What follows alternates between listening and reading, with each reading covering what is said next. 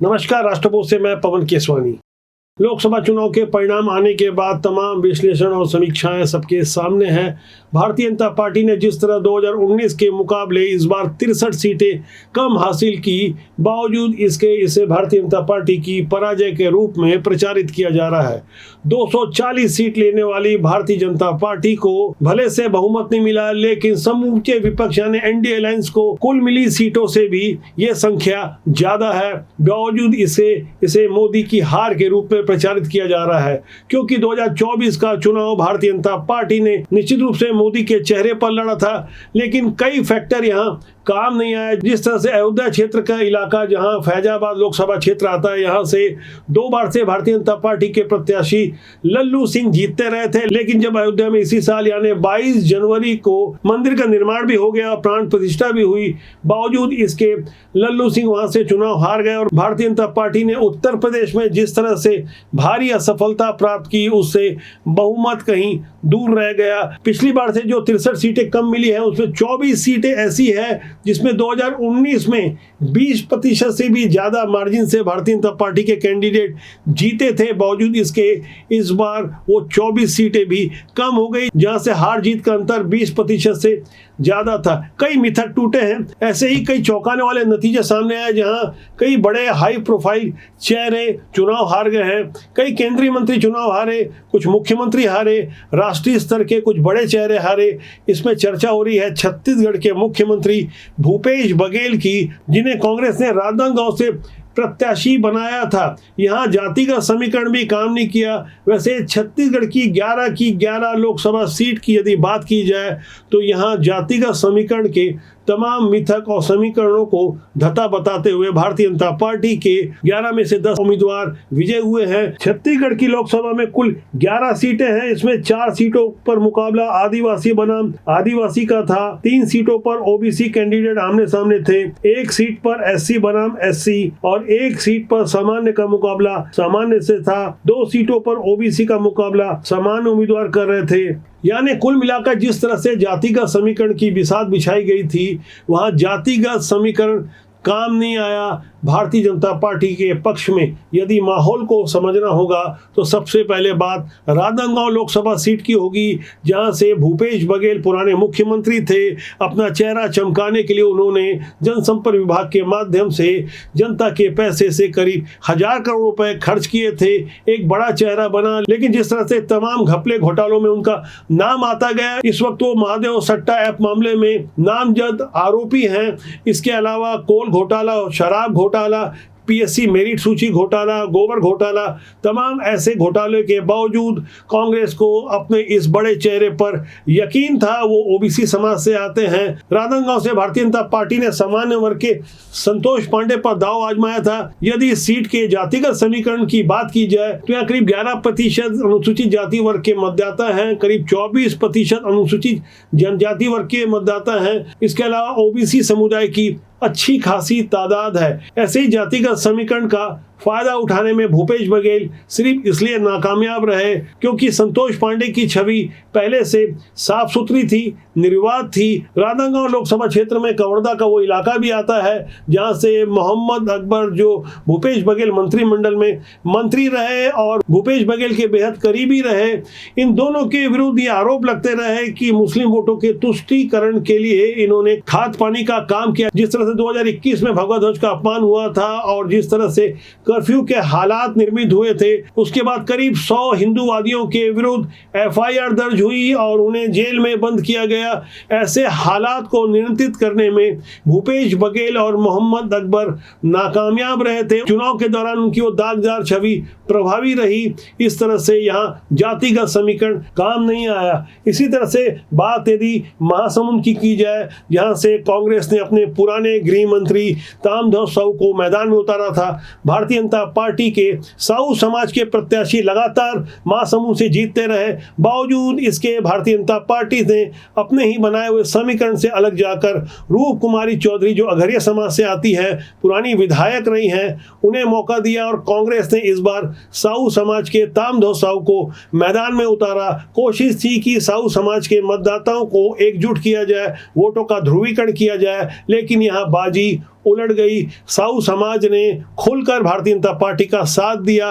जातिगत समीकरण कांग्रेस के लिए यहां भी काम नहीं आया। इसी तरह एसटी बनाम एसटी वाली एक सीट है सरगुजा, जहां कांग्रेस ने गौड़ समाज की शशि सिंह को, तो भारतीय जनता पार्टी ने कंवर समाज से आने वाले चिंतामणि महाराज को टिकट दिया था। यहाँ उरांव संख्या में ज्यादा होने के बावजूद विनिंग फैक्टर नहीं थे, बल्कि चिंतामणि महाराज का गहिरा पंथ का धर्मगुरु होना काफी प्रभावी रहा। वो विजयी रहे। सरगुजा से लोकसभा चुनाव जीते हुए चिंतामणि महाराज के लिए भारतीय जनता पार्टी के कुछ जमीनी कार्यकर्ता सोशल मीडिया में आवाज उठाते रहे कि वो कांग्रेस से आए और उन्हें टिकट दे दी गई। लेकिन चिंतामणि महाराज पहले से भारतीय जनता पार्टी में थे, बाद में वो कांग्रेस में चले गए। वो जिस गहिरा गुरु पंथ के धर्मगुरु हैं, उन्हीं के नाम पर 2008 में डॉक्टर रमन सिंह के मुख्यमंत्री कार्यकाल में 2008 में संत गहिरा गुरु विश्वविद्यालय बनाया गया। इसलिए भी गहिरा गुरु पंथ का समर्थन भारतीय जनता पार्टी के पक्ष में रहा। अब बात ओबीसी बनाम ओबीसी वाली सीट बिलासपुर की, जहां से भारतीय जनता पार्टी ने तोखन साहू को उम्मीदवार बनाया था, तो कांग्रेस ने यादव समाज के देवेंद्र यादव को यहां से प्रत्याशी बनाया था। बिलासपुर लोकसभा क्षेत्र के बारे में जो जानकारी सामने आई है कि यहाँ साहू समाज की संख्या सबसे ज्यादा है, दूसरे क्रम में यादव समाज के मतदाता आते हैं, इसलिए कांग्रेस ने यहाँ से देवेंद्र यादव को मैदान में उतारा था। लेकिन देवेंद्र यादव के आयातित प्रत्याशी होने और उनकी पुरानी आपराधिक पृष्ठभूमि वाली छवि को खूब तरीके से प्रचारित किया गया, जिसका घाटा कांग्रेस को हुआ और तोखन साहू अच्छे खासे मार्जिन से एक बार फिर यहां चुनाव जीत गए। वैसे ओबीसी बनाम ओबीसी का मुकाबला जहां महासमुंद में हुआ, दुर्ग में भी ऐसे ही हालात रहे। यहां भी भारतीय जनता पार्टी को भारी सफलता मिली। विजय बघेल ने राजेंद्र साहू को परास्त किया। अब बात सामान्य बनाम सामान्य की, रायपुर जहां से बृजमोहन अग्रवाल जहां 5,75,000 वोटों से विजयी हुए हैं, कांग्रेस के विकास उपाध्याय की ऐसी भारी पराजय होगी, इसकी आशंका पहले से थी। अब देखने वाली बात यह है कि बृजमोहन अग्रवाल को इतनी भारी जीत और उनकी मजबूत प्रोफाइल का कितना बड़ा फायदा केंद्र में मिलता है। जैसे हालात में केंद्र की मोदी सरकार तीसरी बार सत्ता में आने जा रही है, उन हालातों से ऐसा लगता तो नहीं कि भारतीय जनता पार्टी के सभी कद्दावर नेताओं को मौका मिलेगा, क्योंकि अब गठबंधन की सरकार बनने वाली है और गठबंधन के इस दौर में सहयोगी दलों को काफी ज्यादा संतुष्ट करने की एक मजबूरी रहती है। ऐसे हालात को हम आगे समझेंगे। फिलहाल बात जब छत्तीसगढ़ के जातिगत समीकरण की हो रही है, तो जांजगीर चांपा की चर्चा की जाए, जहां एससी बनाम एससी का मुकाबला था।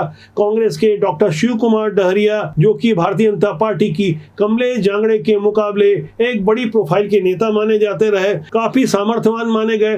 भारतीय जनता पार्टी ने इनके विरुद्ध जमकर प्रचार किया था। जमीन घोटाले और तमाम घोटाले के गंभीर आरोप इनके विरुद्ध थे। जांजगीर चांपा के बारे में यह स्पष्ट है कि हाल में जो विधानसभा चुनाव हुए थे, वहां इस लोकसभा क्षेत्र के अंतर्गत आने वाली 8 की 8 विधानसभा में कांग्रेस का कब्जा है। बावजूद इसके कमलेश जांगड़े यहां से जीत गई। डॉक्टर शिव कुमार डहरिया को पराजय का सामना करना पड़ा। वैसे जांजगीर चांपा के बारे में एक बात जो सामने आ रही है वह यह है कि यहाँ जातिगत समीकरण से ज्यादा बहुजन समाज पार्टी की सेंधमारी काम कर गई।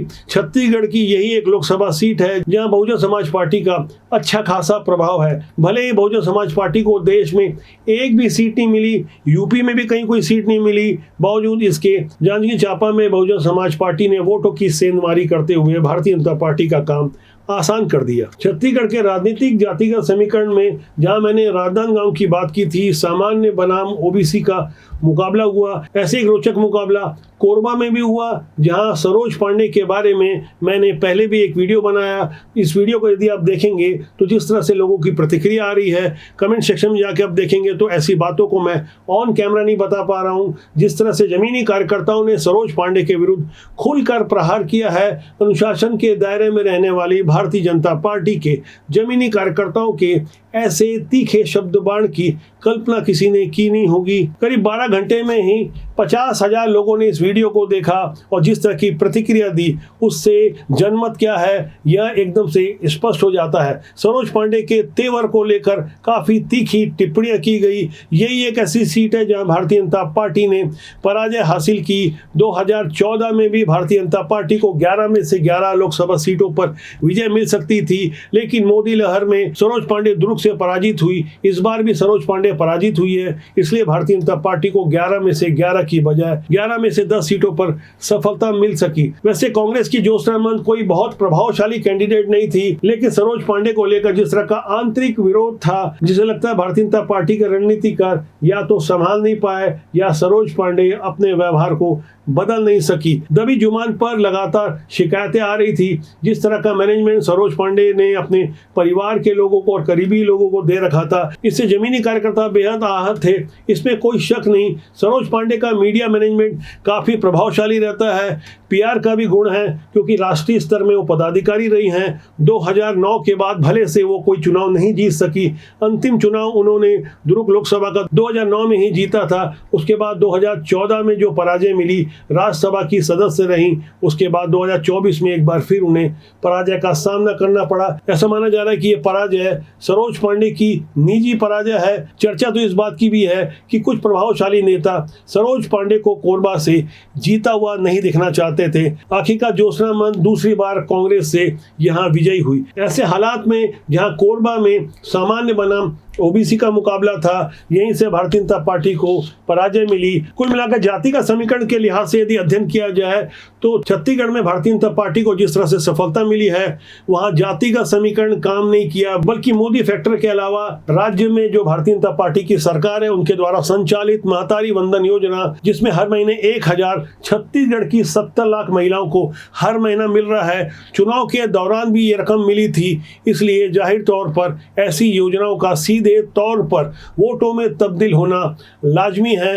जाति का समीकरण को ध्यान में रखते हुए जब टिकटें दी जाती है, मौका दिया जाता है, तो कई बार योग्यता कहीं पीछे छूट जाती है। अच्छे और योग्य लोग प्रभावी ढंग से सामने नहीं आ पाते, जिसका सीधा नुकसान समाज और देश को होता है। समाज और देश की भलाई के लिए अच्छे लोगों को राजनीति में आना चाहिए, क्योंकि राजनीति बुरी नहीं होती, उसमें काम करने वाले लोग अच्छे या बुरे होते हैं। छत्तीसगढ़ की राजनीति में जाति का समीकरण के विश्लेषण के बारे में आप कमेंट सेक्शन में जाके जरूर लिखिएगा। आने वाले कुछ वीडियो में मैं सरोज पांडे और भूपेश बघेल की पराजय को लेकर कुछ नए बड़े खुलासे करूंगा। तो आज के लिए इतना ही। मेरी आपसे फिर जल्दी मुलाकात होगी। मेरा आपसे आग्रह है कि आप चैनल को देखें, लाइक करें, शेयर करें, सब्सक्राइब करें। नीचे दिए गए नंबरों पे यदि सहयोग करेंगे तो राष्ट्रबोध रूपी जनमंच को मजबूती मिलेगी। आपका प्यार यूं ही बना रहे। बहुत जल्दी फिर आपसे मुलाकात होगी। नमस्कार।